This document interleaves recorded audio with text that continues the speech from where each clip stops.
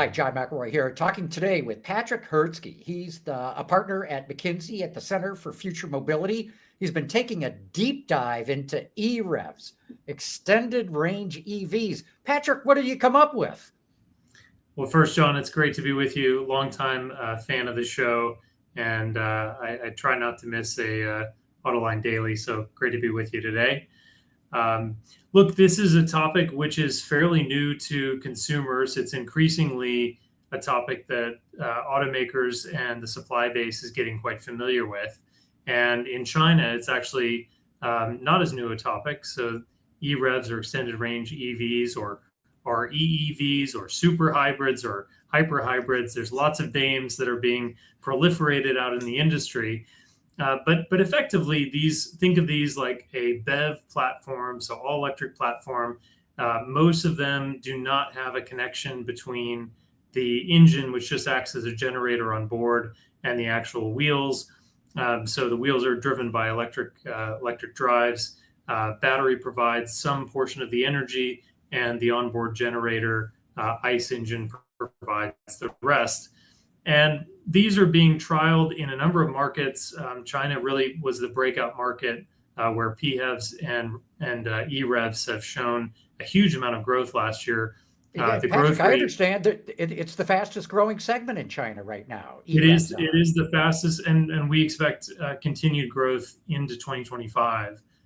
So we saw, a fairly significant growth in BEVs, but PHEVs just skyrocketed in 2024. And we Yeah. see continued momentum both in model launches, but also in the technology driving those models. It solves a lot of problems, right? For people who are maybe not sure if they want to get a pure battery electric vehicle. I think it could potentially do that, and we've surveyed 30,000 consumers last year. We do this every 1 to 2 years, and the things that continue to come out when you survey both people that are interested in BEVs or plug-in hybrids or already own them, we've shifted from a few years ago where the concerns were about price and maybe total cost of ownership, a lack of understanding of the technology, general trust in the tech. We've shifted almost entirely where the predominant barriers are now, yes, the cost is still an issue, especially when they're higher priced, but it's about access to charging, it's about range, and in markets like the US especially, those are the biggest barriers. So the question is this the solution, which is taking a BEV platform but having this backup so you don't have to worry about range? And what we did is we took that same survey of 30,000 consumers globally, we paired that back and asked a smaller subset, which ended up being almost 3,000 consumers, just about EREVs. And the results were pretty fascinating in that we see both more interest than we expected, but a lot of confusion as well. Mm-hmm. Mm-hmm. Yeah. I mean, the last thing the industry needs to do is introduce yet another acronym to the public, right? But nonetheless, I mean, like you said, it solves a lot of issues. You don't have range anxiety. You don't have charging time anxiety. If you want to tow heavy loads, carry heavy loads, and EREV pickups and the like, this pretty much solves it. I also think, are not EREVs cheaper from a manufacturing standpoint than PHEVs? I think the jury's still out on that, and it's heavily dependent on the choice that automakers are making, which is a very tough decision on how much all electric range, aka how much battery size do you put in relative to fuel tank size and also size of the engine. And what's pretty fascinating is just if we look at a handful of the EREVs that have been announced that are coming to market or already in market, we have everything from less than a liter size in the generator up to 3.6 in the larger pickup trucks that are coming out as EREVs, and everything in between. And we have equally large variances in fuel tank sizes and to some degree battery sizes. We think the sweet spot is still going to be between 100 and 200 miles, and that's where most of the EREV all electric range is going to land at the moment. No, that's a great point about it depends on the battery size, because what I'm thinking with an EREV, you can get rid of the transmission, you can get rid of the drive shaft. And then when you've got an engine that runs in a relatively limited rev range, you can start to take cost out of the engine too. I think what we have, so what we've done in a specific cost analysis in sort of a teardown of the platform costs and the total bill of materials, what we can say with stronger certainty is that for most models and how these are being developed, they can be less cost to produce than the BEV variant.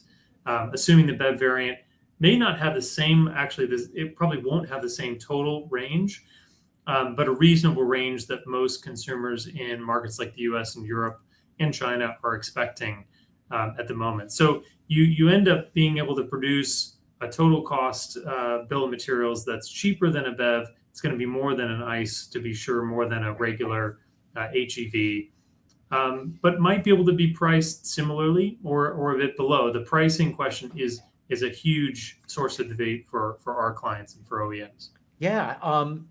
So I'm fascinated that you've surveyed so many consumers on it. That's a great data point.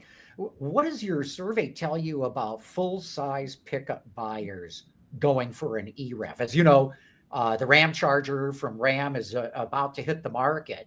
And my question's been all along, yes, it's got tremendous range, 690 miles, tremendous towing. It can pull like 14,000-pound trailers up steep grades and the like. But I think pricing is going to be critical, obviously, but will traditional pickup buyers go for an EREV? Yeah.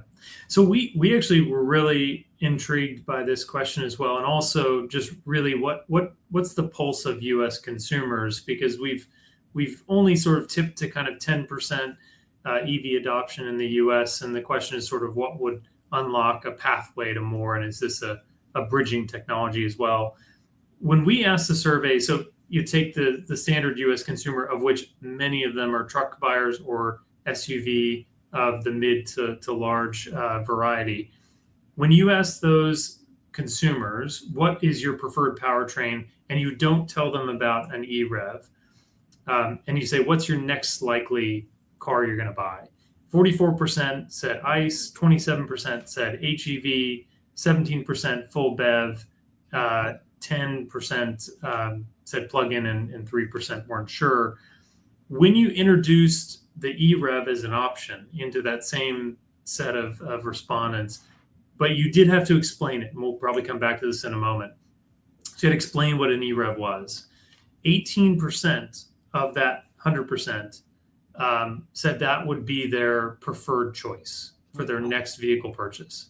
And what was equally interesting is it kind of stole share, not equally, but across the board. So 6% of that 18% came from ICE, 7% of that 18% came from hybrid buyers.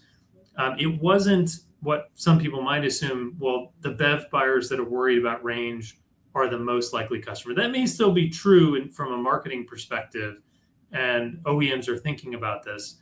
But when you just frame it equally, it actually takes share from a lot of different customers who said, that's a really interesting solution that I haven't heard of before.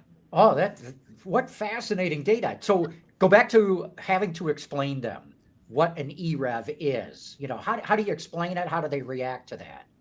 Yeah, so we had to think through this in a lot of depth, and actually we tested this with some of our OEM clients, even, to make sure that our wording was kind of consistent with how their marketing departments were thinking about this. And we ultimately had to, in a very short way possible, explain, this is like a plug-in hybrid, but you can run it as all electric. It has a bigger battery and all electric range. So we had to craft that really carefully. And when you explained that, I think you had actually quite a lot of interest.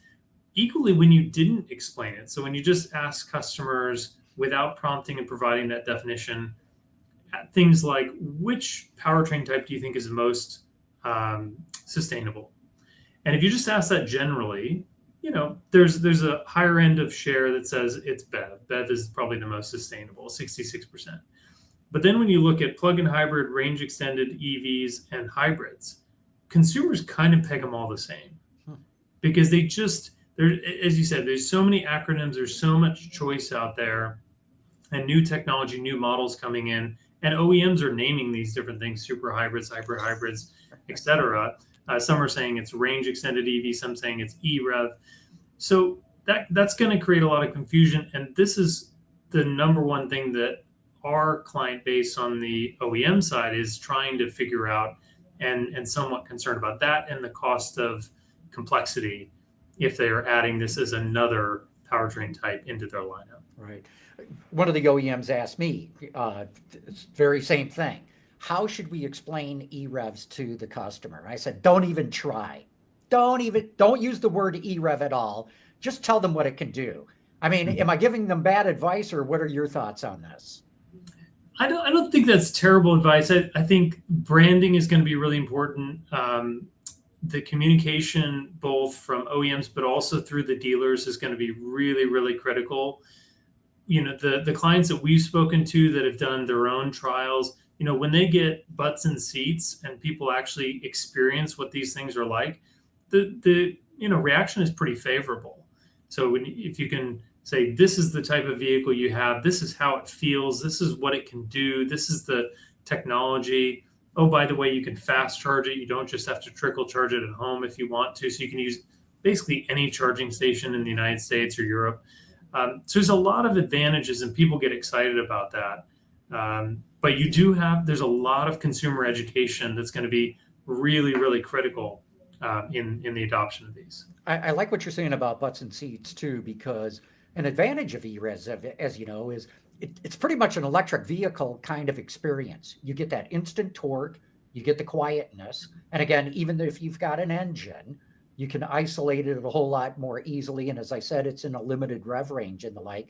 Have you had a chance to interview people who have experienced EREVs and get their feedback on what they thought of it?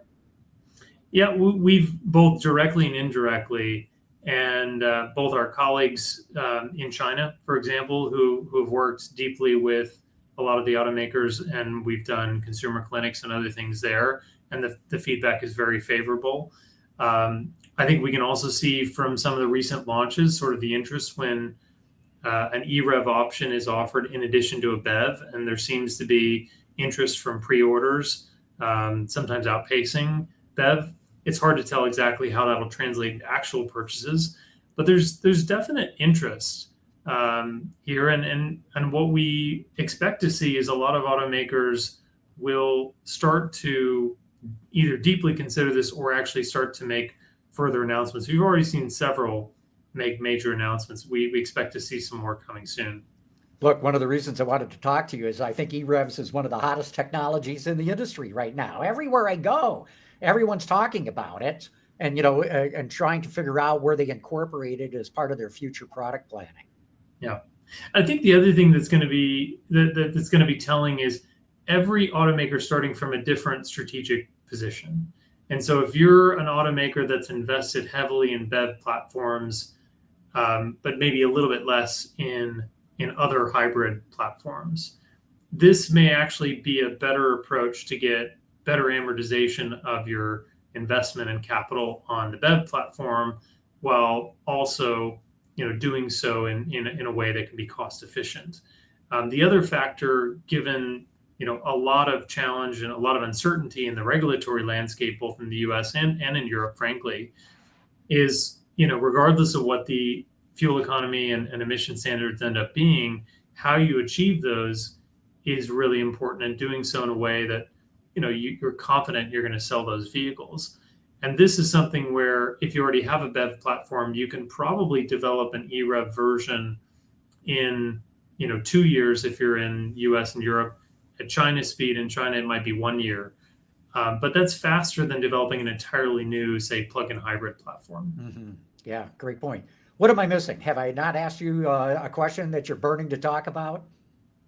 Well, I think, some of the things that we found interesting when we talk to consumers again about what do they like about EREVs, what do they not like about EREVs.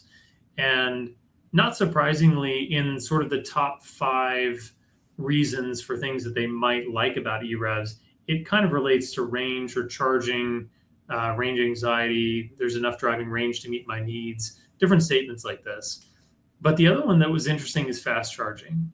And 42% of the people that said they were excited about EREVs said that fast charging was one of their top 5 reasons. And so that's pretty interesting, because it does tell you that and whether those are people that are familiar with BEVs or have driven BEVs before and understand, or PHEV customers that understand, hey, it's great that I have, 30 miles of claimed all electric range, but that ends up being 20 real world. And in the winter, that's 12. I can barely get down to the store and back, all electric. But if I have a bigger battery, and if you tell me, hey, I can charge that anywhere and I can fast charge that, that's interesting. So that was a slightly surprising result. And I think on the reasons less interested on EREVs are less surprising. It's, I don't understand the technology. I'm just not interested in anything electric in general. I don't have the capability to charge at home is kind of interesting. So there's a recognition that, hey, if I'm going to invest in this new technology that has this dual purpose and dual technology, I should get the most out of it. And if I don't have an ability to charge at home, that's less interesting. Yeah. Patrick, this is fascinating. And like I said, I think it's one of the hottest technology topics in the industry right now. Thanks for your time. It's been my pleasure, John.